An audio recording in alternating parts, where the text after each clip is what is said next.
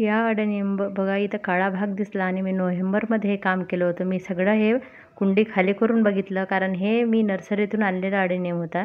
1-2 वर्ष झाले असेल आणि बघा हे इतकं मोठं झालं होतं याचं कोडेक्स बघा. पहिल्यांदाच एवढं मोठं मी बघितलं होतं.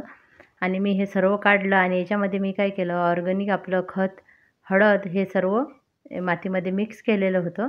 ते तुम्हाला दाखवतेच मी. अशा पद्धतीने इथे पण हळद टाकून घेतलेली होती आणि मध्येच पाऊससुद्धा आलेला होता.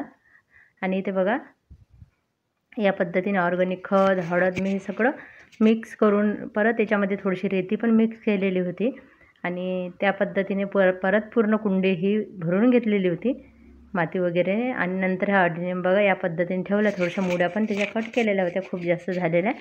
आणि हे सर्व केल्यानंतर याच्या आहे ना वर अशी लांब लांब अशी फांदी निघालेली होती ना, त्याला पण मी असा आकार देण्याचा प्रयत्न केलेला होता. या पद्धतीने सर्व म्हणजे मी कुंडी भरतानासुद्धा हे सर्वच मिश्रण केलेलं खाली टाकलेलं होतं. आणि बघा आता याला जे आहे ना मी तार दोन्ही साईडनं लावून असा छान त्याला आकारसुद्धा दिलेला होता. आणि काही दिवसातच आहे ना ते झाड बघा अशा आकारात आलेलं होतं. पण आता मला काय वाटलं, परत मला असं दिसलं की हे कोडेक्स थोडंसं नरम होते असं वाटलं, पण ते पूर्णपणे चांगलंच होतं म्हणून मी परत काढलं.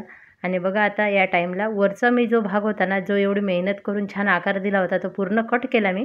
कट केल्यानंतर बघा आता याला दोन्ही इकडून अशा नवीन ब्रांचेस निघत आहेच आणि त्यासोबत बघा कोडेक्स पण खूप छान तयार होत आहे. आणि याची जे वरचा भाग जो लावला मी, जो आपला खूप जुना आणि चांगला जर असला ना, जाड असली कटिंग, तर बघा किती लवकर रिझल्ट मिळाला. म्हणजे याला या कटिंगवर काही दिवसातच डायरेक्ट कळ्याच यायला लागल्या बघा तुम्ही. पानाच्या अवधी कळ्याच यायला लागल्या आणि खूप छान कटिंग ग्रो झाली होती. असं केलं होतं मी अडेनियमवर काम आणि खूप छान रिझल्ट मिळाला.